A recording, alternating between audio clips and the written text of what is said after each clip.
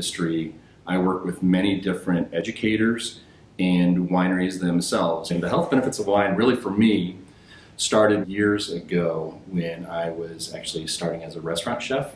One of the things that we were very conscientious of promoting was health benefits. Wine is not created equal. There are bigger benefits in red wines than there are in white wines overall because of the polyphenols and the way that the structure is made.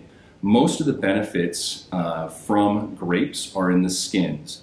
When you're making a red wine, you're crushing the entire grape and macerating the skins and releasing the polyphenols and the resveratrol into to the wine. Resveratrol is really the item that most people consider the most important item for wine. You know, it's really an antioxidant, and it helps with everything from seeing to digestion. Resveratrol is very common in things like berries. So obviously grapes are great, but blueberries, raspberries, and actually peanuts are high in resveratrol as well. The French paradox, which is basically saying that a country like France, who has high consumption of fatty materials in their diets, really not generally a very good diet overall, who aren't notorious for exercising, and one of the highest smoking cultures in the world, yet have one of the longest life expectancies of anyone out there, and it's contributed partly to the consumption of wine.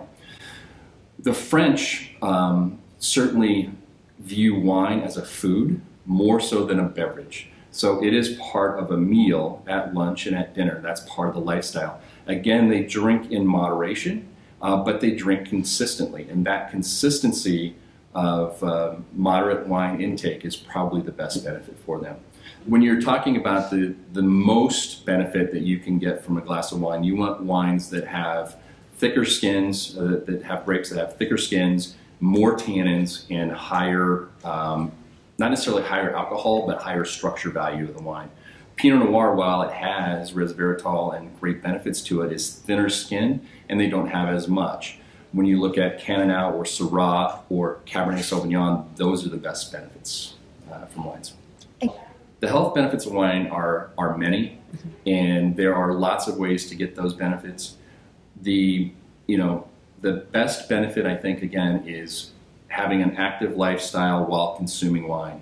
Don't go out and say, okay, I'm supposed to be averaging a glass or two of wine a day, and decide that you're going to have 14 glasses of wine on one day, and that's going to hold me for the week. That's just absolutely the wrong way to go.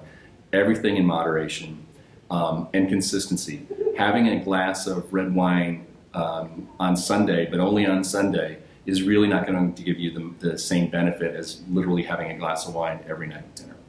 Yeah, certainly the benefits of exercise and wine are paralleled in a lot of ways. There is no doubt that exercise helps with heart disease, it helps with metabolism, it helps with weight loss.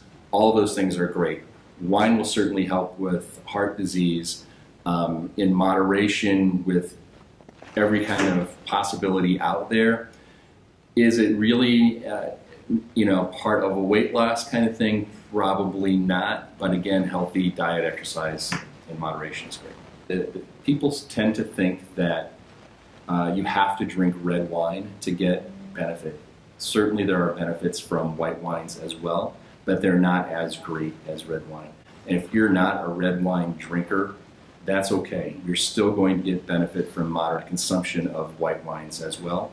But if you don't like red wines because they're dry and full of tannins, there are many sweet wines that offer the same benefits.